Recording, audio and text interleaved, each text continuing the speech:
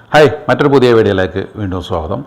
കഴിഞ്ഞ 2 വീഡിയോയിൽ നമ്മൾ സൗദിയിലുള്ള മൊബൈലി പേ ആപ്ലിക്കേഷനെ കുറിച്ചായിരുന്നു വീഡിയോ ചെയ്തിട്ടുണ്ടായിരുന്നത്. ആദ്യത്തെ വീഡിയോയിൽ നമ്മൾ അതിലെങ്ങനെ രജിസ്റ്റർ ചെയ്യാം എന്നുള്ള കാര്യങ്ങൾ നോക്കി. രണ്ടാമത്തേതിൽ അതിലേക്ക് ക്യാഷ് ആഡ് ചെയ്യുന്ന രീതി, അതുപോലെ തന്നെ അതിൻ്റെ ഡിജിറ്റൽ കാർഡ് എനേബിൾ ചെയ്യുന്ന കാര്യങ്ങളുമായിരുന്നു നോക്കിയിരുന്നത്.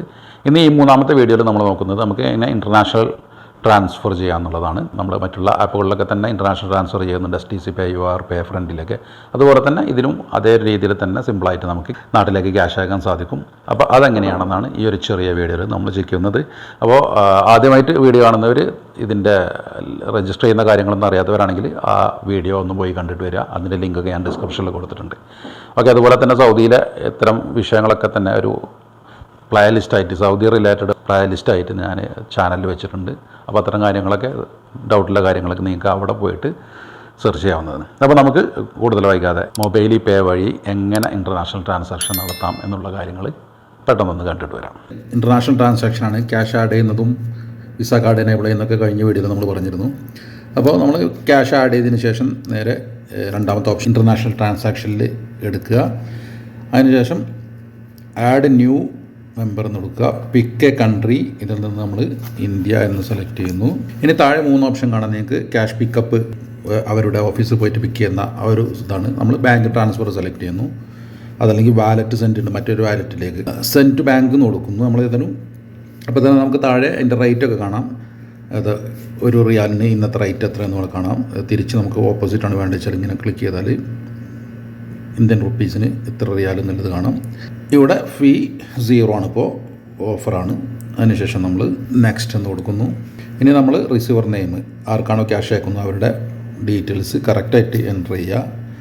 റോങ് എൻട്രി നടത്തിയാൽ ക്യാഷ് മിസ്സാകാൻ ചാൻസ് ഉണ്ട്. ഓക്കെ, അപ്പോൾ നിങ്ങളുടെ ഡീറ്റെയിൽസ് ഇവിടെ വ്യക്തമായിട്ട് ടൈപ്പ് ചെയ്തിട്ട് കയറ്റും. മുകളിൽ receiver name, receiver address, select relationship കൊടുക്കുക. അതിന് ശേഷം പിക്ക് ഇൻറ്റൻറ്റ് യൂസ്, ഏത് ഒരു യൂസേജ് എന്തിനാണെന്നുള്ളത് ഇവിടെ സെലക്ട് ചെയ്യുക. പിന്നെ ഇന്ത്യയിലൊരു മൊബൈൽ നമ്പർ, IFSC കോഡ്, ബാങ്കിൻ്റെ IFSC കോഡ്, അക്കൗണ്ട് നമ്പർ, ഈ കാര്യങ്ങൾ കൊടുത്തിട്ടാണ് ആഡ് ഫേവറേറ്റ് ചെയ്യുക നമ്മൾ. ഓക്കെ, അപ്പോൾ ഞാൻ ഈ ഒരു കാര്യങ്ങളൊക്കെ ഒന്ന് കൊടുക്കുകയാണ്.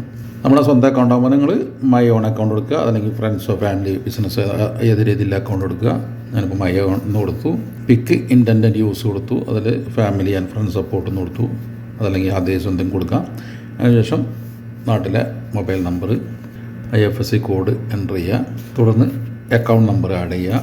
ഡാറ്റ എല്ലാം കറക്റ്റായിട്ട് കൊടുത്തതിന് ശേഷം ആഡ് ഫേവറേറ്റ് എന്ന് കൊടുക്കുക. അപ്പോൾ നമ്മൾ ഫേവറേറ്റിൽ ആയിട്ട് നമ്മുടെ അക്കൗണ്ട് ആഡ് ചെയ്തു. ഇനി ഇൻ്റർനാഷണൽ ട്രാൻസ്ഫർ എന്ന് കൊടുത്താൽ തന്നെ നമ്മൾ ആഡ് ചെയ്ത അക്കൗണ്ട് അവിടെ കാണാം. ഇനി 1 ടൈം ട്രാൻസാക്ഷൻ ആണെങ്കിൽ ആഡ് ഫേവറേറ്റ് കൊടുക്കാതെ അങ്ങനെ ചെയ്തിട്ട് പോകാം. നമ്മൾ സ്ഥിരമാക്കുന്ന അക്കൗണ്ട് ആകുമ്പോൾ ഇങ്ങനെ ഫേവറേറ്റ് ചെയ്ത് വെക്കുക. അപ്പോൾ ഞാൻ ഈ അക്കൗണ്ട് ചൂസ് ചെയ്തു. ഇപ്പോൾ ഇന്നത്തെ റേറ്റ് നിങ്ങൾക്ക് കാണാം, ഒരു റിയാലിൻ്റെ റേറ്റ് എത്രയെന്ന് ഇവിടെ കാണാം. അതിനുശേഷം ഇപ്പോൾ ഞാനൊരു 100 റിയാൽ സെൻഡ് ചെയ്യുന്നു. അപ്പോൾ അതിനെത്ര ഇന്ത്യൻ രൂപ കിട്ടുന്നില്ല ഇവിടെ കാണാം. എക്സ്ചേഞ്ച് റേറ്റ് ഇവിടെ കാണാം. സെലക്ടർ പർപ്പസ്, പിക്കപ്പ് പർപ്പസ് കൊടുക്കുക.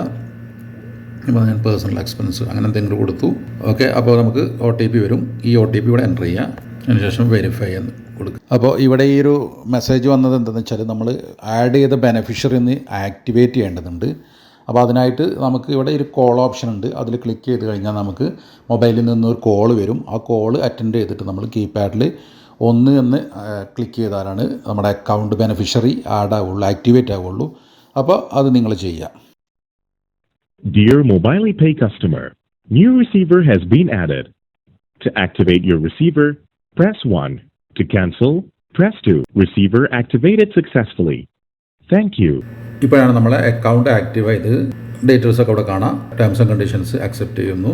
അതിനുശേഷം നമ്മൾ കൺഫേം കൊടുക്കുന്നു. സക്സസ് ആയി, മണി ട്രാൻസ്ഫർ ആയി. വളരെ സിമ്പിളാണ്.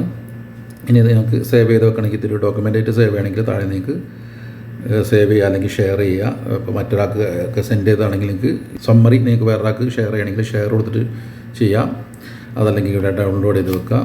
ഇതിൻ്റെ ഒരു സ്ലിപ്പ് നിങ്ങൾക്ക് ഇതുപോലെ ഡൗൺലോഡ് ചെയ്ത് വെക്കാം. അതല്ലെങ്കിൽ ഇതുപോലെ ഷെയർ ചെയ്തിട്ട് വാട്സപ്പ് വഴിയോ അങ്ങനെ എന്തെങ്കിലും ഷെയർ ചെയ്യാം നിങ്ങൾക്ക്.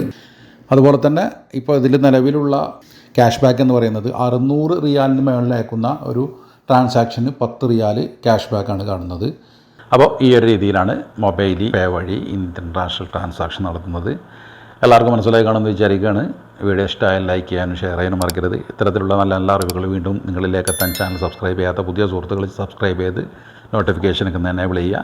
നല്ല നല്ല അറിവുകളുമായി അടുത്ത വീഡിയോയിൽ വീണ്ടും കാണുന്നവരെ it's me Naushad signing off.